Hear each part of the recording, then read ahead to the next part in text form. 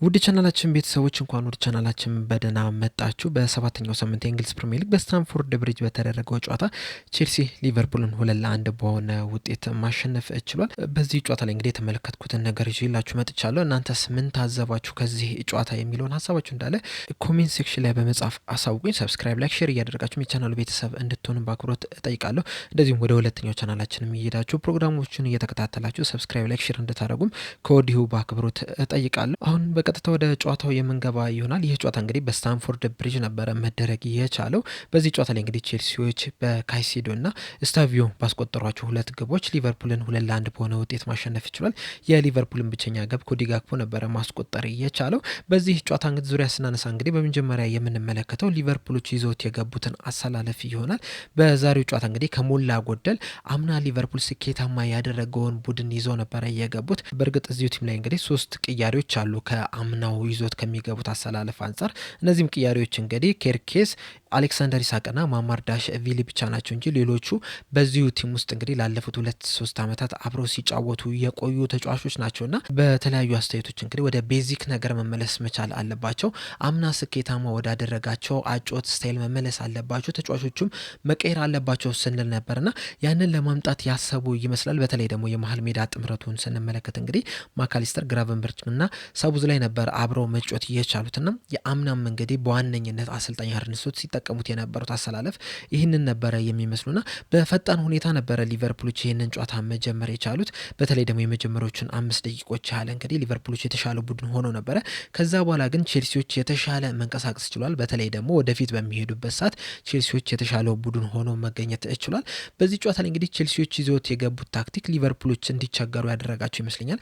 በተለይ ደግሞ የቼልሲ መሀል ሜዳ ላይ ሲጫወቱ የነበሩት። በእርግጥ በቼልሲ ቡድን ላይ እንግዲህ አንድ ማንሳት ያለብን ነገር ቢኖር በጣም ብዙ ተጫዋቾች ተጎድተውባቸዋልና ዋናው ቲም ሙሉ ለሙሉ ገብቷል ማለት አንችልም። በተለይ የተከላካይ ስፍራውን ስንመለከተው የመሀል ተከላካይ ስፍራው ላይ እንግዲህ ባዳሽሊና አቺማ ፖንጉ ነበረ መሰለፍ የቻሉት። የመሀል ሜዳ ደብል ፒቮቱን ራሱ ብንመለከተው ካይሴዶና ጉስቶ ነበረ መጫወት የቻሉትና ብዙ ጊዜ እንግዲህ ሁሉም ተጫዋቾች ሙሉ በሚሆንበት ሰዓት መሀል ሜዳው ላይ ካይሴዶ፣ ኤንዞ ፈርናንዴዝ እና ኮል ፓልመር ነበር አብረው የሚሰለፉትና ኮል ፓልመር በመጎዳቱ ምክንያት እንግዲህ ጉስቶ ሊሰለፍ ይችላልና እዚህ ላይ እንግዲህ ቼልሲዎች ሲጠቀሙ የነበሩትን ታክቲክ ስንመለከተው እንግዲህ አንዳንድ ጊዜ ጄምስም ራሱ ወደ መሀል ሲገባ መመልከት ይችላል። በተለይ ግን ጉስቶና ካይሴዶ እንደዚሁም ደግሞ ኤንዞ ፈርናንዴዝ የሊቨርፑል የመሀል ሜዳ ተጫዋቾች ብቻቸውን እንዳይሆኑ ወይም ደግሞ የተረጋጋ የመጮቻ እድል እንዳያገኙ ሲያደርጓቸው ነበርና ኳሶች የሊቨርፑል ተጫዋቾች በሚይዙበት ሰዓት እንግዲህ በፍጥነት እየሄዱ እየተጋፉ ጫና እያሳደሩ እንግዲህ ኳሱን ለመንጠቅ ሲጥሩ ተመልክተናል። በዛም እንግዲህ ተሳካላቸው ነው የሚመስለው። ብዙ ኳሶችን ሲያጨናግፉ መመልከት ይችላል። ሊቨርፑሎች እንግዲህ ከኋላ መስርተው ለመውጣት ሲሞክሩ ተመልክተናል። ነገር ግን ደግሞ የቼልሲዎች ፕሬሲንግን ግን ማለፍ አልቻሉም። በተለይ ፈርስት ሃፍ ላይ እንግዲህ ሊቨርፑሎች በጣም ሲቸገሩ መመልከት ይችላል። ቼልሲዎች በአንጻሩ ደግሞ በጣም ወደፊት እየተጠጉ በጣም ፕረስ እያደረጉ ሊቨርፑሎችን ሲያስጨንቁ መመልከት ይችላል። ጎሉም እንግዲህ ከዚህ የተገኘች ነች። 14ኛው ደቂቃ ላይ ነበረ ካይሴዶ ጎሏን ማስቆጠር የቻለው። እቺ የተቆጠረችውን ጎል ስንመለከት ራሱ ማካሊስተር እንግዲህ ካይሴዶን ለመቀማት በሚሄድበት ሰዓት ካይሴዶ እንግዲህ ማካሊስተርን በማለፍ ቀጥታ ነበር ወደ ጎል የመታትና ማንም እሱን ፕረስ ሊያደርገው የተጠጋ ተጫዋች አልነበረም። በተለይ ደግሞ ቨርጅል ቫንዳይክ እና ኢብራሂም ኮናቴ ከሱ ፊት ለፊት ነው የነበሩት። በእርግጥ ቨርጅል ቫንዳይክ በላይ በኩል ሌላ ተጫዋች ስለነበረ ወደዛ እያጠበበ ነበር ሲሄድ የነበረ። ኮናቴ ግን ይህንን ተጫዋች መጠጋት ይችል ነበር፣ ፕረስ ማድረግ ይችል ነበር። ባለማድረጉ እንግዲህ ከሳጥኑ ውጭ ካይሴዶ መጥቶ እንግዲህ ጎሏን ማስቆጠር ችሏል። በተደጋጋሚ እንደዚህ አይነት ነገሮችን ስንመለከት ነው የነበረው። ሌሎች ቲሞች እኛ ኳስ በምንይዝበት ሰዓት በጣም ፕረስ ያደርጉናል። እኛ ግን ሌሎች ቲሞች ተጋጣሚያችን ኳስ በሚይዝበት ሰዓት ግን እንደ ድሮ ፕረስ አይደለም እያደረግን ያለ ነው። ፕረስ በምናደርግበት ሰዓት ራሱ እንደ ቡድን አይደለም ፕረስ እያደረግን የምንገኘው። አንዳንድ ተጫዋቾች ብቻ በተናጠል ነው ፕረስ እያደረጉ የሚገኙት። በተለይ ደግሞ ፊት ለፊት መስመር ላይ እንግዲህ አንዳንድ ተጫዋቾች ብቻቸውን ነበር ፕረስ የሚያደርጉት። ለምሳሌ እንግዲህ አሌክሳንደር ኢሳቅ በተደጋጋሚ ፕረስ ለማድረግ ወደፊት በሚሄድበት ሰዓት እንግዲህ ከሱ አጠገብ ሌላ ተጫዋች ፕረስ ለማድረግ የሚሄድ አልተመለከትንም እና በዛ ሰዓት እንግዲህ በረኛውም የተሻለ ሌሎች አማራጮችን ስለሚያገኝ ያቀበለና ወደፊት ለመሄድ እንግዲህ ጥረት ሲያደርጉ መመልከት ይችላል። ቼልሲዎችን ካለፈው ሲዝን አንጻር ስንመለከተው እንደ ቡድን አይደለም ፕረስ የሚያደርጉት። ያለፈውን ሲዝን እንግዲህ የምታስታውሱት ከሆነ በተለይ ደግሞ በፊት ለፊት መስመር ላይ ኮዲ ጋክፖ፣ ሉዊስ ዲያዝ እና መሐመድ ሳላ በሚሰለፉበት ሰዓት እንደዚሁም ደግሞ 10 ቁጥር ላይ ደግሞ ሰቡዝ ላይ በሚሰለፍበት ሰዓት እንግዲህ ሉዊስ ዲያዝ ፕረስ ለማያደርግ በሚሄድበት ሰዓት ሰቡዝ ላይም አጠገቡ ሌላ ተጫዋችን ፕረስ ለማድረግ ሲሄድ መመልከት ይችላልና ያንን ነገር ደግሞ በዘንድሮ ሲዝን እንግዲህ እንግዲህ ያጣነው ነገር ነውና በጣም የሚያስፈልገን ነው የነበረው። ነገር ግን ያንን ማግኘት አልቻልንም። በዚህ ሰዓት እንግዲህ አንድ ተጫዋች ብቻ ተነጥሎ ነው ፕረስ የሚያደርገው።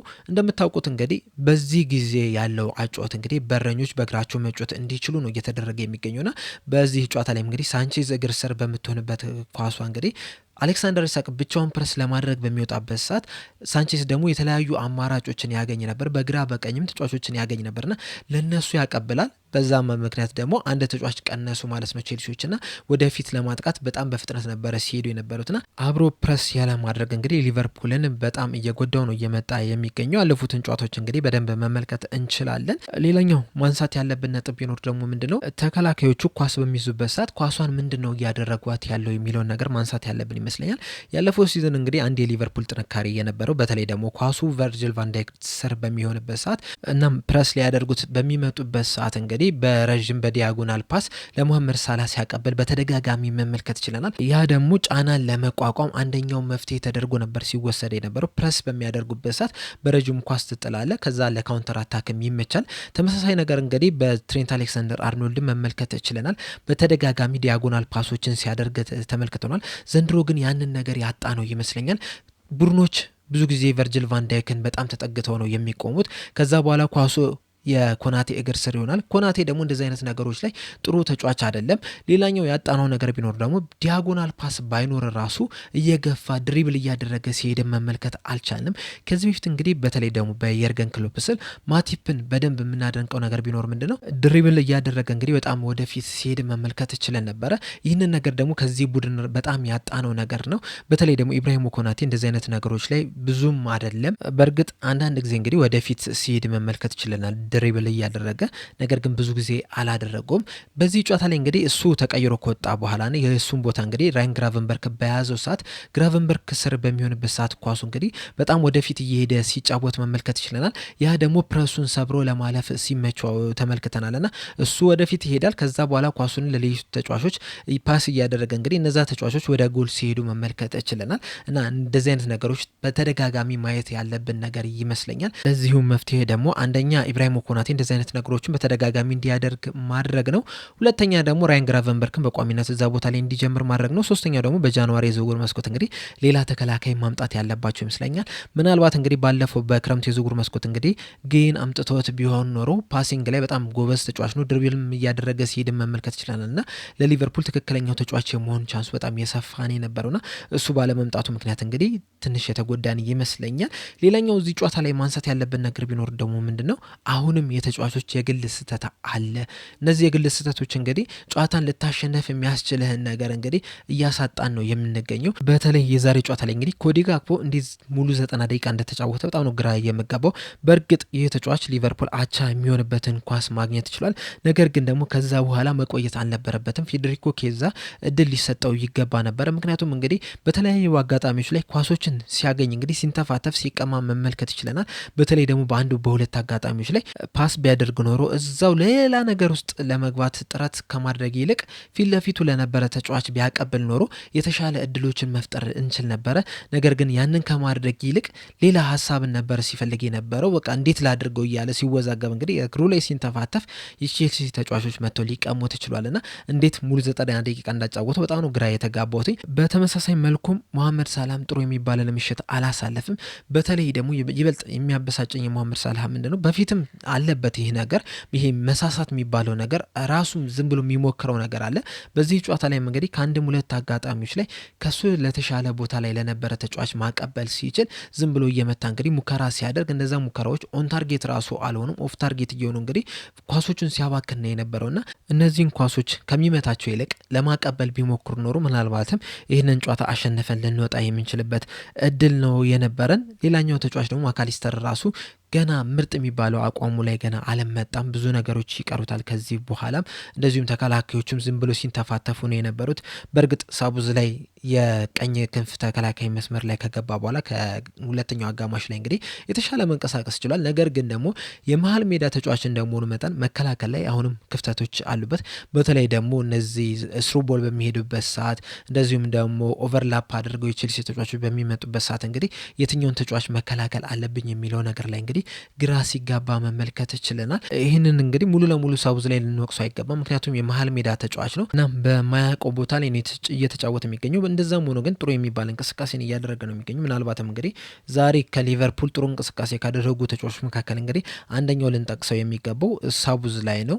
የሚችለውን ያህል ጥራት አድርጓል። ሌሎቹ ግን ያን ያህል ጥሩ እንቅስቃሴ አድርጓል ልንል አንችልም። በእርግጥ ፍሎሪያን ቪርትዝ እንግዲህ 45ኛው ደቂቃ ላይ ከረፍት መልስ እንግዲህ ተቀይሮ መግባት ችሏል። የተሻለ ለመንቀሳቀስ ሞክሯል። ሊቨርፑሎችም የተሻለ እንዲንቀሳቀሱ ማድረግ ችሏል። በተለይ ደግሞ ፕረስ በማድረግ እንግዲህ አሌክሳንደር ኢሳቅን ሲያግዘው ተመልክተናል። ነገር ግን አሁንም ድረስ እንግዲህ ተጫዋቾች እየገፉት ፕረስ እያደረጉት እንግዲህ ኳሶችን እየቀሙት ነው የሚገኙት እና ይሄ ፊዚካሉን ገና ማምጣት አልቻለም። ከዛ ውጭ ግን አንዳንድ አጋጣሚዎች ላይ ጥሩ ሲንቀሳቀስ መመልከት ይችላል። ልክ እንደገባም እንግዲህ ለመሐመድ ሳላ ጥሩ አድርጎ አመቻችቶ አቀብሎት ነበረ። ነገር ግን መሐመድ ሳላህ እንግዲህ ያችን ኳስ ሊስታት ችሏል እንጂ ምናልባትም አሲስት ተደርጎ ሊመዘገብለት የሚችልበት እድል ነው የነበረውና እንደ ቡድን አሁንም በጣም ትልቅ ችግር አለ። ምንድነው ችግሩ የሚለው ነገር እንግዲህ ዲቴል ማውራት ያለብን ይመስለኛል። ነገር ግን ሊቨርፑል አሁንም በተከታታይ 3 ጨዋታ ከሜዳው ውጭ ያደረጋቸውን መሸነፍ ችሏል። በፕሪሚየር ሊጉ 2ኛ ተከታታይ ጨዋታው፣ በአጠቃላይ በሁሉም ውድድሮች ደግሞ 3ኛ ተከታታይ ጨዋታ ሽንፈቱ ሆኖ ተመዝግቧል። ይህም እንግዲህ ለአሰልጣኝ አርነ ስሎት አዲስ ሆኖ ነው የተመዘገበው። ለመጨረሻ ጊዜ እንግዲህ እንደዚህ 3 ተከታታይ ጨዋታዎችን የተሸነፍ ነው በሁሉም ውድድሮች በየርገን ክሎፕ ስር ነው የነበረው። እሱም ከ2 ዓመት እንደዛ በፊት ነው የነበረውና ለመጀመሪያ ጊዜ እንግዲህ በአሰልጣኝ አርነ ስሎት ስር 3 ተከታታይ ጨዋታዎችን መሸነፍ ችለናል። 3ቱም ከሜዳችን ውጪ ያደረግናቸው ጨዋታዎች ናቸው። 3ቱም በተመሳሳይ መንገድ ነው እንግዲህ እየተሸነፍን የምንገኘው። 3ቱም ቡድኖች በፕሬሲንግ ከኛ የተሻሉ ቡድን ሆነው መቅረብ ችሏል። ብዙ እድሎችን እየፈጠረን አይደለም የምንገኘው። የግል ስህተቶችን እያበዛን ነው የምንገኘው። እንደዚሁም ጨዋታዎችን ኮንትሮል ማድረግም እየቻለን አይደለም የምንገኘው። በቀላሉ ኳሶች እየተበላሹብን ነው የምንገኘው። ራሳችን ላይ ስራ እያበዛን ነው የምንገኘውና አሁንም በጣም ብዙ መሻሻል ያለባቸው ነገሮች አሉ። መከላከሉ ላይ አሁንም በጣም ብዙ የሚጎላቸው ነገሮች አሉ። በዛሬው ጨዋታ ላይ እንግዲህ 95ኛው ደቂቃ ላይ በተቆጠረችብን ግብ ነው ተሸንፈን መውጣት የቻልነውና ጥቂት ደቂቃ መከላከል ራሱ ከብዶናል። በእርግጥ በመጨረሻዎቹ ደቂቃ ላይ የነበሩትን ተጫዋቾች ስንመለከታቸው እነ ሳቡዝ ላይና ግራቨንበርግ በዚሁ የተከላካይ መስመር ላይ ነው የነበሩትና እነዚህ 2 ተጫዋቾች ደግሞ የመሀል ሜዳ ተጫዋቾች ናቸውና እዛ ቦታ ላይ ሲጫወቱ እንግዲህ የራሱ የሆነ ክፍተት ይፈጥራልና በዛ ክፍተት ተጠቅመው ነው እንግዲህ ቼልሲዎች ጎሏን ሊያስቆጥሩ የቻሉት። በዚህ ጨዋታ ላይ እንግዲህ ሌላኛው አንድ ማድነቅ ያለብን ነገር ቢኖር ማማርዳሽቪሊ ነው። የተቆጠሩበትን ግቦች ምንም ማድረግ አይችልም። ነገር ግን ከዛ ውጭ ግን ጥሩ ሲንቀሳቀስ መመልከት ችለናል። ከአንድም 2 አጋጣሚዎች ምርጥ የሚባሉ ሙከራዎችን እንግዲህ ማዳን የቻለ ተጫዋች ነው። በዛሬው ጨዋታ ግን ሊቨርፑል ማሸነፍም አይገባውም ነው የነበረው። ሰከንድ ሃፍ ላይ ጥሩ ለመንቀሳቀስ ሞክሯል። ፈርስት ሃፍ ላይ ግን ጥሩ አይደለም ሲንቀሳቀስ የነበረው። አሁንም በጣም ብዙ የሚቀሩን ነገሮች አሉ። በጣም ብዙ መሻሻል ያለባቸው ነገሮች አሉ። በጣም ብዙ ጥያቄ የሚያስነሱ እንቅስቃሴዎችን ነው እያደረግን የምንገኘው። በቀጣይ እንግዲህ የኢንተርናሽናል ብሬክ ነው። ለ2 ሳምንት ምንም አይነት ጨዋታ አይኖርም እና በዲቴል የምናወራባቸው ነገሮች ይኖራሉ። ለአሁን ግን እኔ እዚህ ላይ አበቃው። እናንተ ግን ምን ተመለከታችሁ በዚህ ጨዋታ የሚለውን ሀሳባችሁ እንዳለ ኮሜንት ሴክሽን ላይ በመጻፍ አሳውቁኝ። በቀጣይ በሌላ እስከምንገናኝ ድረስ ሰብስክራይብ፣ ላይክ፣ ሼር ማድረግ እንዳትረሱ። ቸር ያቆየን።